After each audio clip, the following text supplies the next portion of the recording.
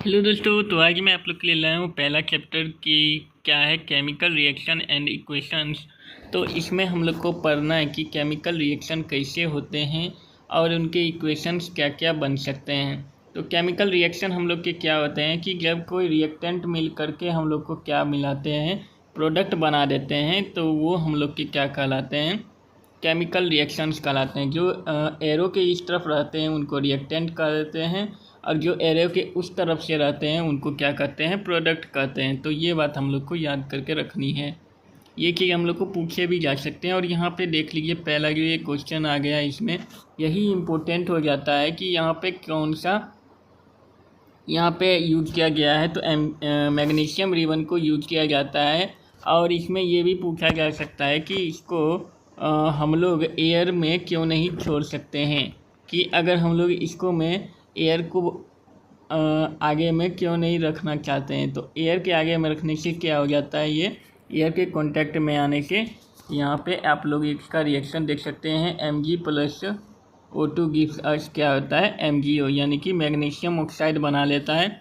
और इस पर एयर पे कांटेक्ट में आने से इस पे एक हम लोग का लेयर भी चल जाता है, जो कि हम लोग का क्या हो जाता है, ख़राब हो जाता है। तो इसको हम लोग को सैंड पेपर के मदद से भी रगड़ना पड़ता है, जो कि इसके लेयर को, जो ख़राब हो जाता है उसके लेयर को हटाने में मदद करता है। और ये जब जलता है तो इससे क्या, वाइट डेगलिंग फ्लेम हम लोग को दिखाई देता है। वाइट डेगलिंग फ्लेम हम लोग को दिखाई देता है और आँख से दूर रखा जाता है। अगर हम लोग आई के पास में लेके आएंगे तो ये हम लोग के आँख को डैमेज भी कर सकता है। तो ये सारे क्वेश्चन इस एक्टिविटी से हम लोग के बन सकते हैं। अब हम लोग इसमें आगे बढ़ जाएंगे। तो यहाँ पे देख लीजिए हम लोग को क्या पूछा जा रहा है कि केमिकल रिएक्शन हम लोग के किन किन स्टेट्स पे होते हैं। तो चेंज इन स्टेट हो जाते हैं, पहला दिया हुआ है चेंज इन स्टेट हो जाता है, दूसरा चेंज इन कलर हो जाता है, फिर एवोल्यूशन ऑफ गैस हो जाता है, और चेंज इन टेम्परेचर। यानी कि इन सारे स्टेट्स पे हम लोग को यहाँ पे इस चैप्टर में पढ़ना है। अब यहाँ पे क्या कह रहा है कि पहला हम लोग का केमिकल इक्वेशन क्या होता है। तो ये दिखा रहा है कि जैसे कि मैग्नीशियम और ऑक्सीजन को हम लोग जब रिएक्ट करवाते हैं तो ये क्या बना देता है, मैग्नीशियम ऑक्साइड बना देता है। और यहाँ पे देखिए यहाँ पे क्या लिखा हुआ है कि LHS plus sign between them. और यहाँ पे क्या कह रहा है, प्रोडक्ट, और यहाँ पे LHS और RHS के बीच में हम लोग प्लस का चिन्ह लगाते हैं, जैसे कि Mg+O2 गिव्स अस MgO। तो ये चीज़ हम लोग को लिखा गया है। अब फिर यहाँ पे क्या दिखा रहा है कि बैलेंस्ड केमिकल इक्वेशन कैसे होता है। तो यहाँ पे देखिए पहला क्वेश्चन क्या है कि जिंक प्लस H2SO4 हम लोग को रिएक्ट करके क्या दे रहा है।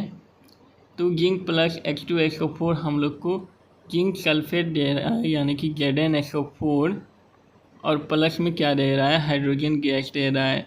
तो यहाँ पे देख लीजिए ZnSO4 दिया जा रहा है। Zn इधर एक है, इधर भी एक है, H2 इधर 2 है, इधर भी 2 है, SO4 यहाँ पे ऐसे है, तो यहाँ पर भी ऐसे है। तो ये बैलेंस्ड इक्वेशन है, यहाँ पे आप लोग को साफ साफ दिखाई दे रहा है। अब ही हम लोग इसमें आगे बढ़ जाते हैं और देखते हैं दूसरा कोई इक्वेशन लेते हैं। यहाँ पे देख लीजिए, यहाँ पे जो इक्वेशन है ये बैलेंस्ड नहीं है। तो यहाँ पे क्या है, इधर हम लोग को दिख रहा है कि यहाँ पे तीन हम लोग के आयरन है, Fe है, तो यहाँ पे 3 आ जाएगा। और यहाँ पे H2 यहाँ पर है, और ऑक्सीजन यहाँ पे 4 है, तो यहाँ पे भी 4 हम लोग को आगे में लगा देंगे। अब ये 4 2 जा 8 हो जाएगा, तो यहाँ पे भी हम लोग को 4 लगाना पड़ जाएगा। तो ये क्या हो गया, 4 2 जा 8 ये हो गया, ये 3 हो गया, और ये बैलेंस हो गया। तो ऐसे करके हम लोग को रिएक्शन को बैलेंस करना पड़ता है। अब फिर हम लोग जब इसमें और आगे बढ़ेंगे तो हम लोग को ये टेबल बना करके हम लोग को दिखाया गया है। लेकिन अगर हम लोग जब एग्ज़ाम देंगे तो उसमें हम लोग को ये टेबल बनाने की ज़रूरत नहीं पड़ती है, हम डायरेक्ट भी हीट एंड ट्रायल मेथड से कर सकते हैं। और फिर हम लोग देखते हैं इसके आगे क्या कह रहा है। अब यहाँ पे क्या कह रहा है, राइटिंग सिम्बल्स, यानी कि हम लोग को सिम्बल्स लगाने पड़ते हैं। जैसे कि यहाँ पे Fe में सॉलिड लगा दिया गया है, H2O में यहाँ पे क्या लगा दिया गया है, गैस के फॉर्म में लगा दिया गया है। और Fe3O4 यहाँ पे सॉलिड हो गया और H2 फिर यहाँ पे गैस हो गया। तो G का मतलब क्या हो जाएगा, गैस हो जाएगा। G का मतलब क्या होगा, गैस हो गया। H का मतलब सॉलिड हो गया। तो ऐसे ही करके हम लोग को दिखाना पड़ता है। और यहाँ पे आप लोग को जो दिख रहा है ये 300 ATM जो लिखा हुआ है, इसको हम लोग कैटेलिस्ट कहते हैं, कैटेलिस्ट कहते हैं।